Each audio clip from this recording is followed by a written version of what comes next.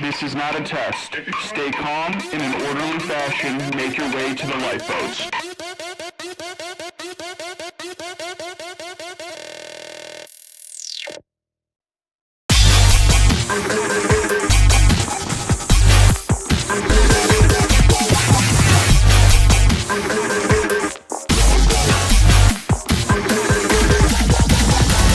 Mayday, mayday, the ship is sinking. So welcome back, everybody, to our Friday episode of our podcast. Today, we'll be interviewing Mike Keenoy.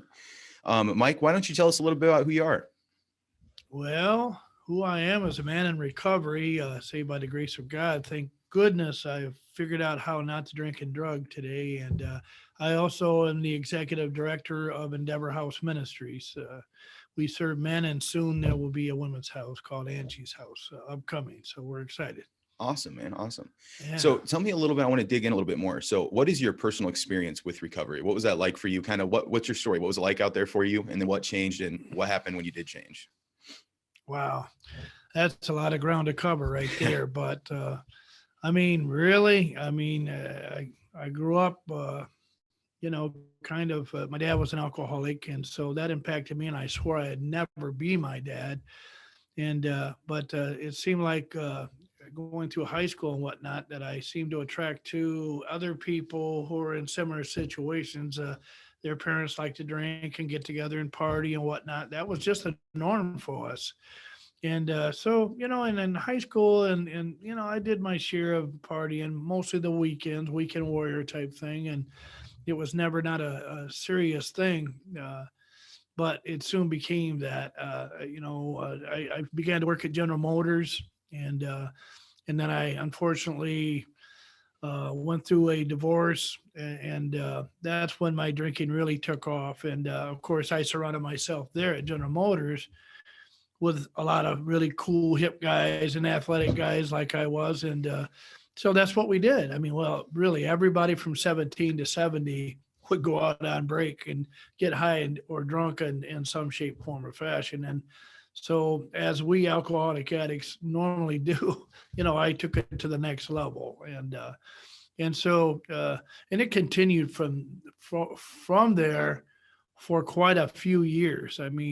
Throughout my whole GM career, really, it seemed like every year I was going to a detox or a rehab. I think 33 in total.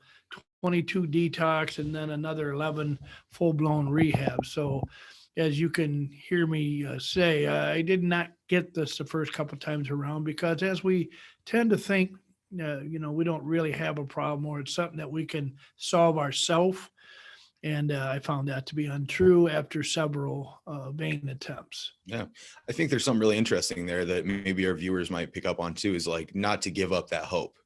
I'm sure it was tempting sometimes, like going through rehab or detox multiple times. You're like, man, do I even need to go back? Like, is it going to make a difference this time? I treated it more like a spin dry, or, really, it was so difficult to get through them years that it was almost like a vacation away from getting drunk and high to go detox and or rehab. But the one thing, you're right, is central to it, and I don't take credit for it. There was something intuitive to me, but I believe that's God that would not let me give up. And I kept trying to get this thing figured out. And what I figured out is that you can't figure it out. And so, when I stepped back from the forefront and let him emerge, that's when things began to change, and dramatically so. So what was your pathway to recovery looking like? Obviously, there was a lot of your faith was involved, your faith in God, but then what about programming and stuff like that? What was your recovery program like? Well, yeah, that's an interesting question, because my faith in God was always there. I don't know where it came from. I didn't have a huge influence that way or anything, but I just intuitively knew that God was real, and that I was His, or that kind of thing. But I had a great propensity for keeping God at arm's length, or stiff arming Him whenever it served my purpose. And so I wanted to play God and then know God at the same time. That doesn't work very well. So, I tried traditional, of course. You go there, you're told to go to AA, and you're told to do this, so I did I jumped through the hoops as long as I thought it was, beneficial to me. And then, of course, I would always arrive at a place where I thought that was something I could do without, So, in and out of church, in and out of AA, really neither one of those worked because I wasn't fully surrendered to the idea that I had a problem that was much larger than myself. Yeah, absolutely. So those realizations and all that stuff that started happening through, I guess, repeated exposure and kind of getting beat down out there in the streets, Yeah. What did that lead you to? Like okay, so the final transformation happened. What did that look like for you?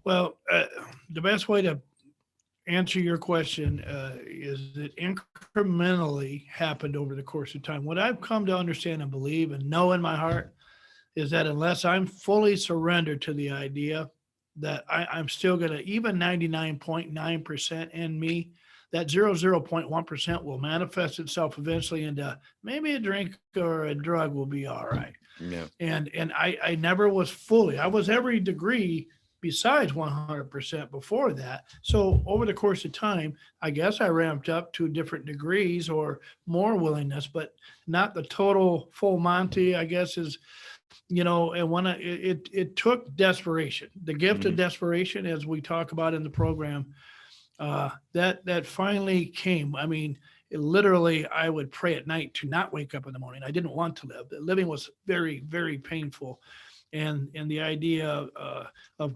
continuing the way I was just had lost any sort of luster. So really, it was when I got there and I fully surrendered and let everything be God's rather than me. That's when, and I haven't drank since. I once I got there on my way, I knew to that last Maple Rapids was the name of the Maple Grove. Sorry, and I went on the way there. I knew I was not going to be drinking after that. I just knew intuitively. That's a really cool story. I like that. So tell us a little bit about what it's like for you since you've gotten to recovery. So we had like the before that was, it sounds like pretty miserable.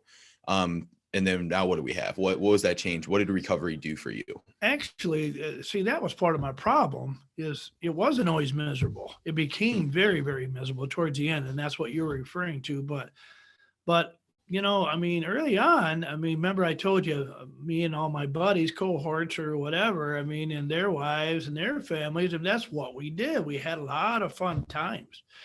And it never really became a problematic thing. It's really, I think, when the divorce crept in there, and then being, at General Motors with the whole climate being, drinking or drugging, and that's what that whole thing really, at least the group of people I hung out with, then it went to a whole different level because I mean, sitting on the line and building cars as you're thinking about a failed marriage and how you failed yourself and or how you're less, whatever, all those thoughts and feelings that come in. That's when things really, I mean, the more I drank and drug, the more I didn't have to really think about it, except for the reverse is true. You actually think about it more. So it was, Yeah. extreme dichotomy, to say the least. Yeah. Why are you using big words on me, man? I just looked that one up before coming in. I wanted to impress you at least once. I appreciate it. All right. So I want to jump in a little bit to kind of the professional experience with recovery, which will lead into the next question, which we're going to talk about Endeavor House Ministries. But I want to talk about what has been your experience working in the field of recovery.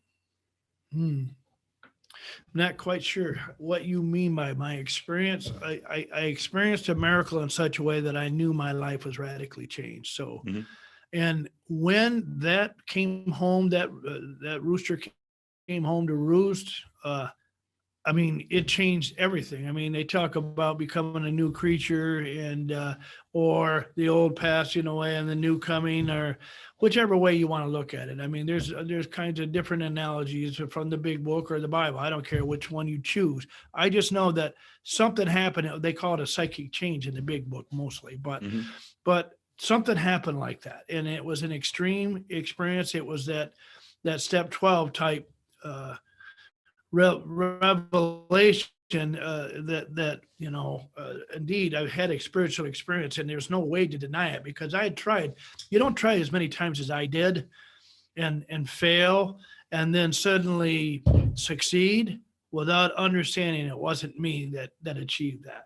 And so I knew what happened and I knew why it happened. And so for me to go and kind of shout from the rooftops as much as possible, that there is a way out, Mhm. without twisting arms. I'm not into that. But I will certainly say I know the way. I've been where you're at, Right. and so I realize I'm a miracle, and I don't use that word lightly. So what happened to me was so dramatic, and the change so different that I had no choice but to realize and give credit to where credit was due. So So would you say that it's been very fulfilling for you to be in the position you've been in and like in your experience with the field of recovery itself? yeah, it's a great question, and I'll answer you like this: the position I am in is a position that I am just another drunk dope fiend uh, that has been given a new lease on life. But because I wanted other people to know there's a way out, it put me in a unique position. And I ran into another gentleman by the name of Okie Manning. Hmm. He and I, he mentioned to me about this idea he had about a place called Endeavor House. He had had a heart attack and he could no longer work at his prior job, and believe it or not, I was in a crack house, and that revelation came to me. God said that you will be helping other people. You're going to be part of, and of course, I kept smoking crack, and I didn't know that it was a little literal thing, but Hmm. when he said that to me, it just resonated. We both knew that there was a calling, and that's how Endeavor House came to be. Really, I mean, we were in AA together. That's, I mean, Hmm. where I met and know Oki from. So I'm still a big proponent of AA. So was he until he passed. But we knew that we wanted to be able to name our higher power as Jesus Christ. That really is what set us apart, Hmm. and we knew that's what made the difference for us. And so it was just a no-brainer that, man, let's do this. And we didn't know what we were doing, didn't have two nickels to rub together. We just knew that we could help people if we decided to move forward. So we did. And 15 years later, we have a pretty good track record of helping people out. That's awesome. I mean, for the viewers who don't know, obviously I went through your program as well. We've mentioned it on the podcast a few times. I graduated, and I can attest. I might be a little bit biased. I don't know, but like I really love the program. I think it does a great job. I mean, it changed my life around for sure. So, I Amen. mean, I wouldn't be where I am today, Yeah, and I'll just, I mean, to piggyback, I'm always going to bring it back to this because the program is just a program. The house, it's a beautiful house, it's a beautiful property, Hmm. all that's great, but it's God in the center of it that makes it work. For And sure. so, yeah, and that's where we give all the credit to him, and really the 12-step program of AA or NA, it gives the credit to him as well. Hmm. If that's the filter you're receiving or perceiving it through. So Absolutely. So I want to ask, we've kind of touched on Endeavor House now. What is Endeavor House Ministries? Give us an overview of what your program is about. okay, yeah, be glad to. So we're a year-long program. Okay, and I stress the word program. It's not a flop house. It's not just a place to come live and get in and out of the rain. We'll assist you find something like that, but that's not what we do there in the program. So Hmm. we have programming virtually every day of the week. Whether it's usually in the morning or in the evening. We leave the day wide open, so eventually you can go off to work or school or both, depending on what you think the future holds for you or which way God leads you. But yeah, I mean, and I could get into the individual programs if you'd like. I Yeah, don't if you know. would touch on it a little bit. Yeah. So, I mean, there's traditional recovery right out of the gate. When you first come, 5 meetings at least are required, AA or NA, SA, whatever, Hmm. wherever you fit in the A family. And then, of course, there are a couple Bible studies Tuesday and Friday morning. And all of our stuff is really recovery related because, as the Bible and the big book will tell you, really we're all in recovery of some kind of thing, shape, form, or fashion. So, I mean, uh, but it's all applicable to anything that we're going through. We can take God's word and extrapolate that into recovery, and obviously the 12 steps are all about recovery and how to Hmm. achieve it. So, and really what I found and what really opened the door for me, I forgot when you asked me earlier what changed. when I saw the big book and the Bible were really speaking the same message, maybe different language, but they were saying the same thing, it opened up my eyes beyond where I had been before. I couldn't see the fullness of it. And until but really that's what we're such a great mix of Bible and big book that, Mhm. I mean, it's really hard not to get, if you are willing to do what our program promotes, you will leave a changed person. And and I've seen it happen over and over again. You're a living proof, and so but that so back to programming, I said that there's two Bible studies, Tuesday and Friday morning. One's right on campus, the other one's off campus. We also have midweek church. After you're there 60 days, you can choose where you want to do that. But the first 60 days, you go to Calvary Christian Mhm. Fellowship, and we do that together as a family. I mean, it's a big family enterprise. I mean, or brotherhood, or whatever, which way you want to look at it. But we're in this together, and that's how we approach recovery together at the house. So then there's Celebrate Recovery, which is very much based on the AA program. Mhm. It's in a church, and so it takes on a different tone, and there are some different references to biblical scriptures that match up with scripture, like I mean, excuse me, big book, as I told you. And then the same with, we created a program called Steps to Freedom, Mhm. which I help facilitate on Friday night. And wow, it's using God's word that it just mirrors the 12 steps, but we do it the same way. Someone presents, and then we take turns, talking about it. And man, something really special happens on Friday nights there. Yeah, I want to say for the viewers, I've attended Steps to Freedom. If you're in more of a faith-based recovery, it's out on Millet Highway, right? Yes. Yeah. It's Calvary Christian Fellowship. It is open to the public on Friday nights at 7 p.m. If you're in the Lansing area and listening to this, it is worth a good try. I really enjoy it myself. I like to step in there when I can. So, Yeah. but yeah. it's an experience, because like I really like the way you guys do it, how you set it up for different individuals to share the steps each week. Yeah. So it's not like the same voice kind of daunting down on you. It's someone different every week, just giving you a little bit of a lesson, and then there's like an open discussion. I really enjoy the way it's formatted. So And that's how we grow. Is I Mhm. mean, because obviously you're going to have, if you're presenting that Friday, you're going to need to look at the word, whether it's big book or whether it's the Bible or a combination of both. And by doing that, you actually force yourself to learn more about what it is that you're trying to do. Mhm. And then when we convey that with one another, it's magical what happens. And magical is the wrong word, but you know what I'm saying. A spirit happens in that room that causes us, I mean, we edify one another, and we get well together because of it. It's really awesome. Yeah. 5324 Millet Highway is the address of that. 7 o'clock Awesome. Friday nights on that. Awesome. So the other thing I kind of want to touch on too is what the you guys have phases. So I know for some of the guys that come in, they need accountability. That's pretty much an all the way through the program thing. Yes, sir. And then after 2 months they can start working or attend school, correct? After 60 days and before 90 days, really. Mhm. I mean, so we allow you up to 90 days to kind of get things figured out. If you choose that route to not get employed or go to school before, then you have to, the required activities they last as long as, if you go to work, a little bit of things change.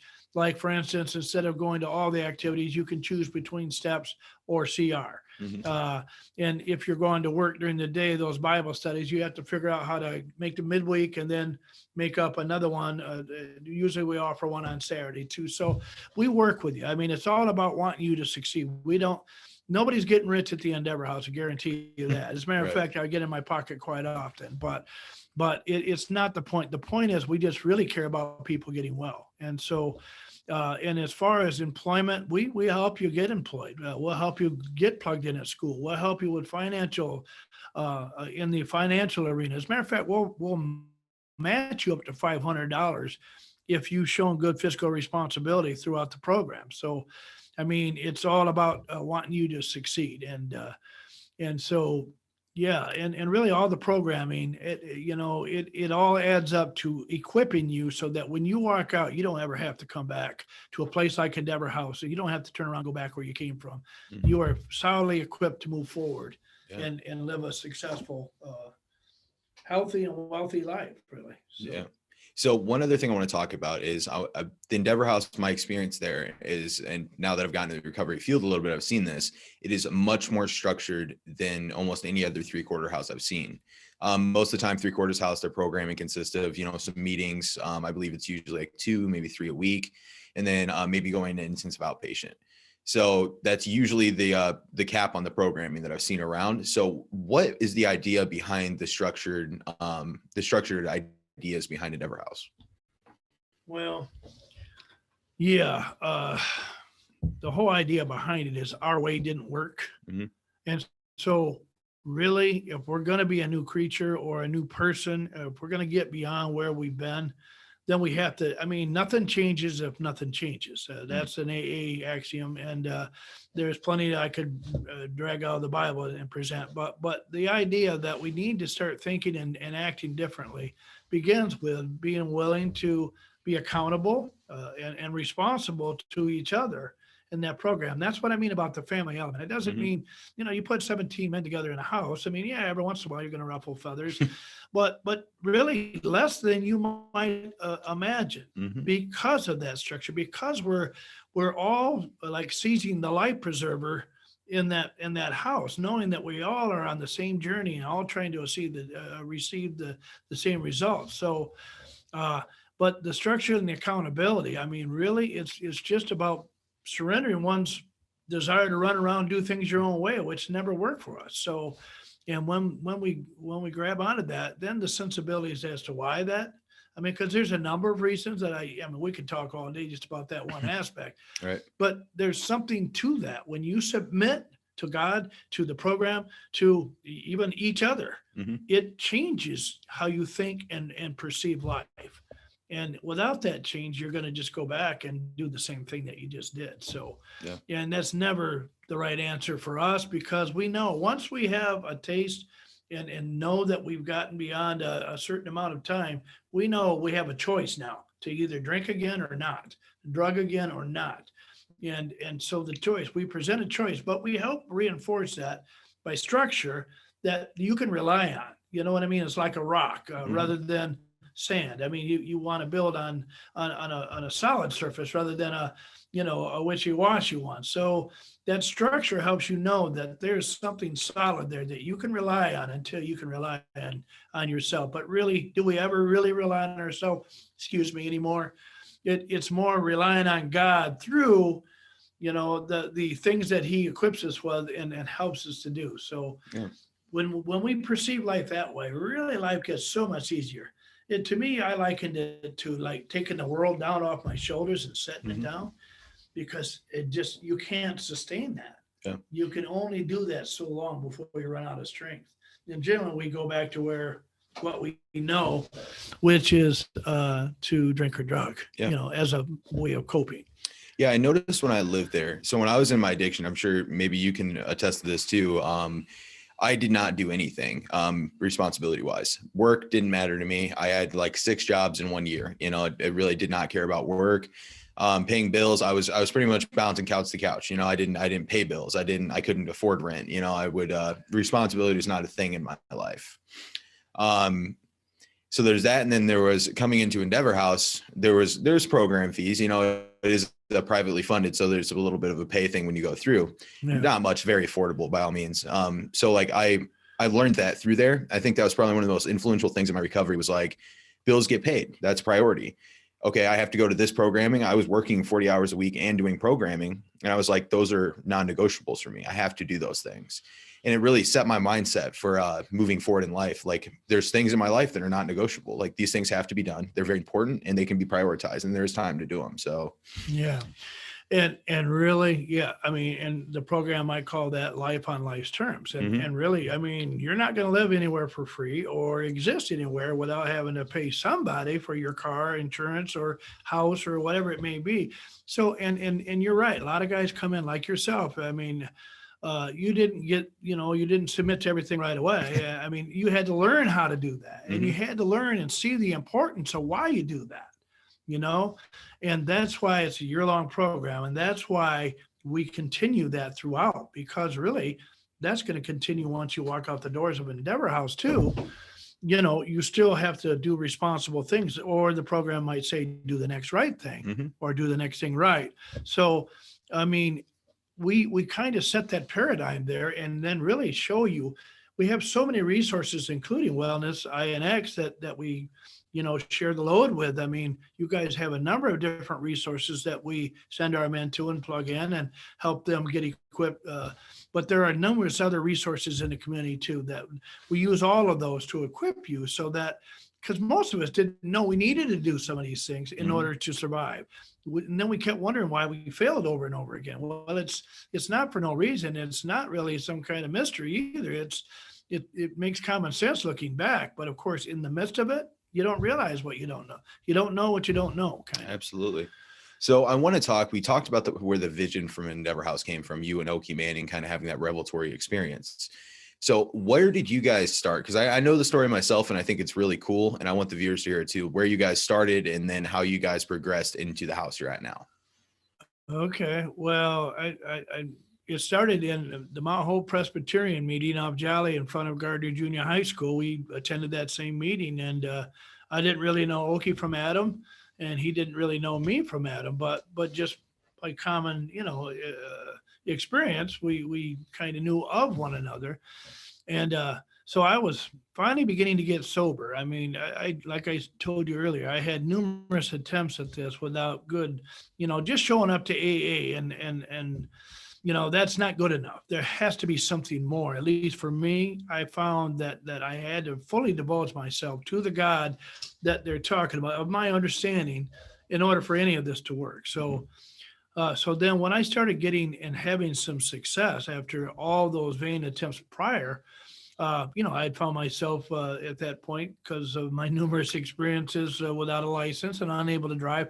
I was literally for a year, and I'm talking about winter, spring, summer, and fall. I would get on a little electric scooter, and I lived probably at least 2 miles. I don't know exactly the distance, but and I would come home because I worked nights at General Motors, and I would lay in the bed for maybe an hour or two, and then I get up and get on that little electric scooter, and I would take my butt to the meeting every day. I didn't care, I wanted recovery, and so he started noticing that, and then he was like, "Oh, hey, dude, why don't you just throw that in the back of my truck? I'll give you a ride back home." So that's when we started talking and getting into the idea, and then presenting. Oh, you had that same thought too, really? Okay, and so then. Like I mentioned earlier, we didn't have two nickels to rub together. We didn't really know what we were doing. We just knew what we had, and we were wanting to give it away. So Mhm. there was a couple different attempts early on that kind of fell through and didn't really amount to too much. But then we finally got a house over on Pine Street, and that was really the birthplace. I mean, the literal birthplace of Endeavor House, and we were there for. I'm not real good at time frames, so I don't remember exactly, but I'm guessing 4 or 5 years or something like that. But we were limited in how many people we could serve. Mhm. And then there was a wonderful woman, Nancy Parker. She oversees Women's Opportunity House as well as many other charities, the Women and Children's Shelter there on Cedar Street from the Mission. And Mhm. she's just a wonderful woman of God and amazing. But she says, well, you know what? I think they're now the safe harbor houses that are up there between Cedar and Larch, Okay. just south of Kalamazoo.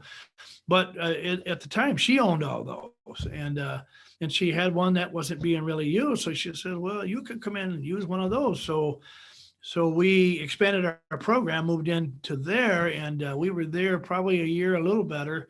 And then, like any good mother bird does, I mean, she did some investigating, and she kind of eased us out of the nest a little bit. She found a property where we're currently at on Waverly, which was pretty dilapidated. It's 2.5 acres. It's 4,000 square foot house with a barn and two other outbuildings, a community center, and then a 2-car garage. And they all needed work, but we were like, wow, we see the possibility. So we, at her kind of leading, we went ahead and purchased the property, and she helped us with all that too. I mean, even the seed money to get in there. She's such a blessing. But anyway, we got in there. We spent a whole year rehabbing that house. I mean, everything from A to Z. It needed everything, and but we turned it into what it is today. And yeah, we've been there now. I think it's 6 years, or maybe a touch better. So, and yeah, it's such a blessing that it really, you step on the property, even people recognize there's something going on there, and Mhm. it's the Spirit of God that's there. And but yeah, it's pretty awesome to be part of something like that. Yeah. It's hard for me to imagine that house being I don't know if I can say that word, run down.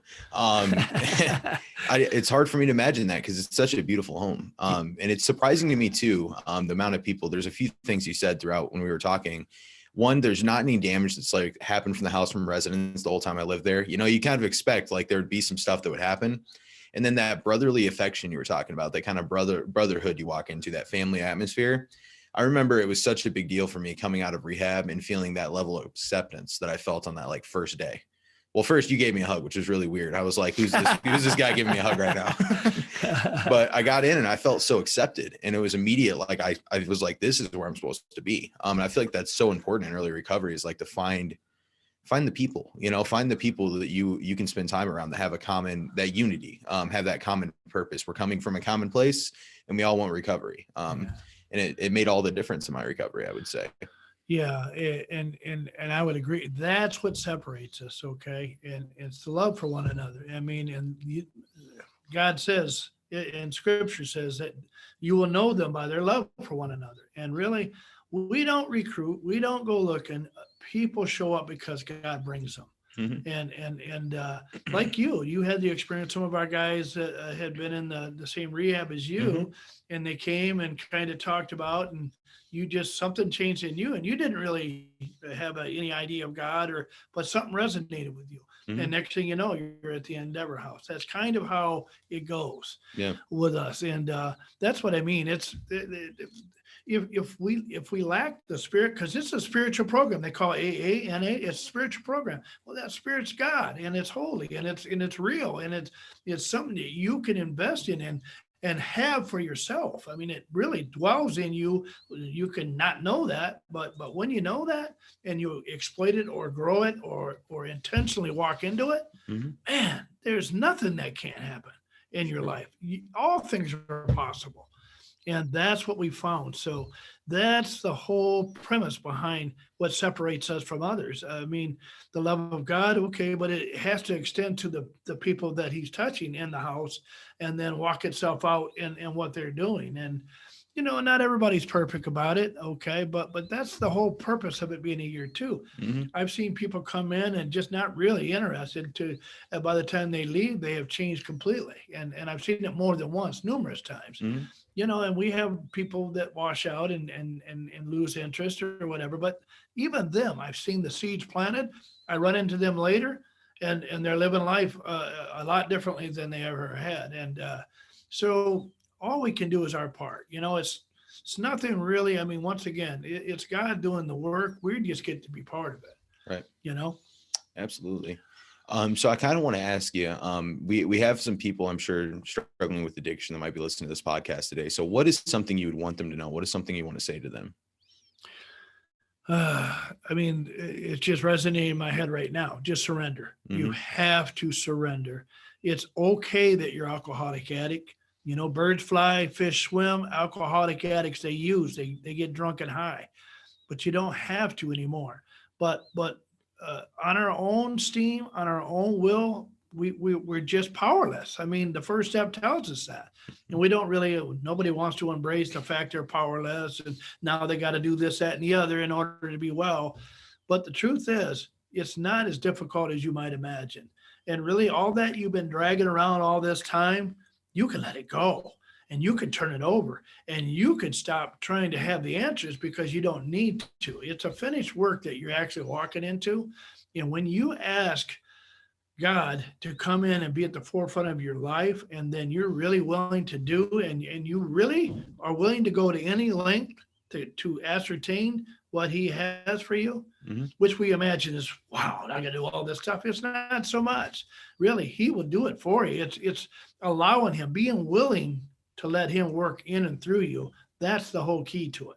So if and I've been desperate. I've been to where you're at. Remember, I mentioned I went to bed going, I don't want to wake up. I just so not be here.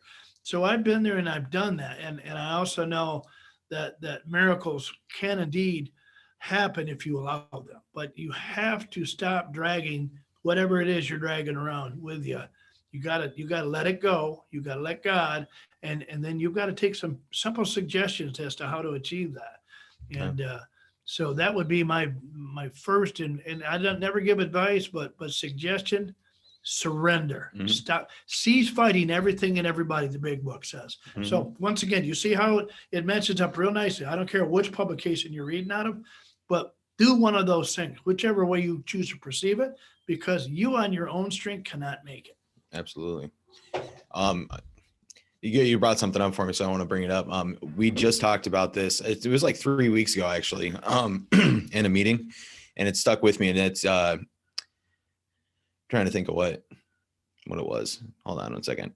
Give me a quick second here. I'm thinking for it. As soon as you said it, it went away. All right, never mind. It's gone now. It'll come back. Yeah, it'll come back. But so on that note too, I want to talk a little bit about Angie's house. we'll get to that in 1 second. So I want to talk about the recovery community as you see it. Oh, okay. About some strengths and weaknesses that you see in the recovery community here locally. Yeah. Well, the strength is utilizing the recovery community, and the weakness is not. And really, then sometimes I think we tend to get into our own little enclave and know go for what we know kind of thing, and maybe we reject. Like, I mean, I certainly there's a lot of people who are, you mentioned God, or they're really turned off by that, Mhm. but and I won't go too much into. All I know is when I realized that, certainly looking around me, that all this, I certainly, and it couldn't have happened from, and this is big book, that all this didn't evolve out of one single cell that somehow matured itself into all the living beings and trees and rocks and whatever else. Mhm. So obviously there's something much larger than us to have a hand in that creative intelligence that is the universe and everything around us, including us.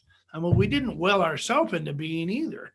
And so so just the idea that we can consider a power greater than ourselves, and then, I mean, whatever you want to come up with is your interpretation of that, because we all really view God in a different way. Me and you, even though we believe the same way, your God is different to you, it's personal to you, Mhm. and the same with me. And so we all have the ability to perceive that, but to close our mind to that, I mean, what does the program tell us? Honest, open-minded, and willing. If you shut your mind down to the idea that a God could and would, if he were sought, well, then you have already shot yourself in the foot effectively. And if you're not willing to do what he's making obvious to you and leading you towards, then obviously you're never going to be able to achieve those things that we think and say that we want. Sometimes I wonder if we don't self-sabotage more than we realize. Mhm. You know what I mean? We don't really embrace what's there because it might require work. It might require this, or it might even require us to open our mind enough to consider something other than what we already think. Yeah, you brought the thought back. So it's we stop asking why and we start asking how. And that's like our surrender when we're looking. We stop asking, why should I work the steps? Why do I go to meetings? Why do I do this? Why do I do that? Instead, we say, how do I get better? Like, how do I make it to this meeting? How do I find my higher power? How do I work these steps? Stuff like that, because we finally come to a point where why doesn't really matter anymore, if that makes sense. Why is just another reason for you to mind screw yourself Mhm. and not really grasp the obvious that's before you. I mean, if you come into the rooms or if you realize that you need help, then the idea that you're powerless over drugs and alcohol Mhm. should be obvious to you. It's distasteful. Nobody wants to admit it and be in that category, and until you realize that you have to either acknowledge it or die. Yeah. And really, you can die many different ways. It doesn't have to be a physical death. It could be mental, spiritual, and it can include physical too. And it does quite often. People drop like flies. Say, Mhm. my people are dying for lack of knowledge. I mean, once again, you can use whichever interpretation you like, but people who are unwilling to look at and honestly assess their situation are going to continue to repeat it. So, I mean, really, that powerlessness thing where we start step one, and that our lives have become unmanageable, that part wasn't really all that difficult. Hmm. The idea that we're powerless over it, well, there is one who has all power. That one is God. It certainly isn't you. You would have fixed your problem by now had you had the power to do so. So, and then, I mean, certainly it just leads into the next step as they do. I mean, it's really one big step that's broken into 12 Hmm. individual slices. So, I mean, the idea that a power greater than you could restore you to sanity, I mean, you have to have some sanity and really agreeing with God or the big book or the program. That has to be replacing that you think you know the answers for where you're going, and then making a decision to turn your will and your life over to God as you understand Him. No brainer. You're not God. You know, that's the one thing you do know is you're not God. So then let's consider that there is a God who is able to do far beyond what you're able to do. And when we access that power that is God, man, then everything begins to change and happen. And it's a change. I mean, it's a thinking and feelings disease that we have. You know, we think it's alcohol and drugs. We just end up using Hmm. to hide what's wrong with our thinking and what's wrong with our hearts. Our emotions are, they rule us, and our thoughts, they are directly interactive with our heart or emotions, our feelings. And so we're constantly ruled by thoughts and feelings that are out of control because they never match up with what we think we want or what we think we deserve. So the idea that we should be running it or have a beat on every little item in our, it's absurd. And really, actually, it's, it borders on mental illness that you think that you have the power to control the world, but we do. Yeah. And we don't even know that individually, that there's a lot of other people that think that same exact thing as we do. We think we're unique and different. Not so Hmm. much. Not so much. Yeah. I am you and you are me, right? Yeah. Absolutely. That's my favorite saying I've picked up from you over the Yeah. years. So now I want to talk to you about Angie's house. Okay. So what is Angie's house? It's just a female version of the Endeavor House. And really, okay, the Endeavor House Ministry program is just one program, okay? We serve men currently and men only. Obviously, you can't intersperse, or at least we don't think it's a good vehicle to have men and women together at the same time. So, but it's been a long time coming. There's we used to have a gentleman named Pastor Jim Dunn, who was involved greatly and was on our board early on. And he actually pastored Calvary Christian Fellowship, where we do some Steps of Freedom is there, the midweek church, and then the Bible study on Tuesday. It's all there too still. Actually, one of our graduates, Pastor Derek Miller, he now pastors that church. Pastor Jim kind of took him under his wing, and now he's pastoring. He's also So working as a community health worker as he well. I is. think. Yeah. See, and so it's amazing what you can achieve. But so and oh yeah, so he had a friend that every year he went to some highfalutin. In the winter, it's a ski resort, Mhm. and then in the summer, it's obviously perfect for golf. They build some awesome golf courses up north. Well, him and his friends would go for this 4-day retreat and golf. And Dave Martin.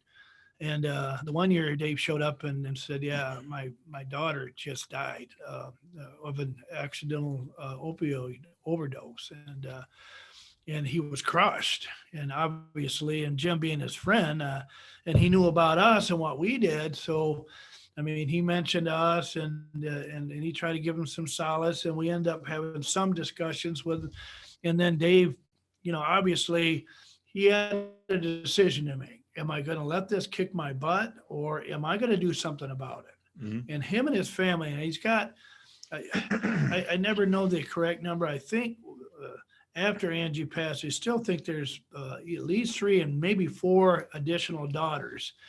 And that whole family, they just said, we're going to roll up our sleeves and we're going to get angry at the disease, and we're going to do something about it. And so that started out really as him kind of supporting us. Every year he has fundraisers and a concert kind of thing. He's a musician, by the way, owns his own business there down near Detroit too. But anyway, he would have this fundraiser and then he would give us a certain portion so that we could continue doing what we're doing. Obviously, it takes money to run the ministry, and so Mhm. that's the reason for program fees. Not because anybody's trying to make a dollar, but in order to run and as you mentioned, not to get off the subject too much, but it's a beautiful house. We have 4 vehicles that take you to and fro. Mhm. We provide every single thing you need, and including as much food as you can eat. You better be careful not to get fat there, but and there's a workout room for that downstairs. But anyway, so David says I want to support this. And so, I got thinking, man, this is awesome that he's able to do that and help us. But, we're men. And obviously, I think, his daughter being a woman, I think that he really wanted to honor her. And so, eventually the idea came clear to me that, man, we ought to honor her. Or if we were able to get a women's house together, we would name it Angie's House. And that's the name for the house is Angie's House in honor of her, but and his continued involvement. And he's hugely behind that as much as he can be. With this COVID, it really has dampened our efforts to raise funds and to keep things moving forward and to expand. But you can't get in the way of God. So, Mhm. and I know we'll get to this later, but certainly all the people that we can get behind and that believe in what we're doing, we need your help. And so, but anyway, that's the whole idea behind it is that, man, Dave has been such a faithful giver and supporter. And not to mention I mean, she was like 21 or 22 years old, just a beautiful little girl. And just here today, gone tomorrow, as we know, especially with the opioid crisis. That's just exactly how it happens. I mean, you just never know when it might be, too much for your body to take, and then you're just gone, and that's the end of it. I mean, there's no second chance there. You're just done.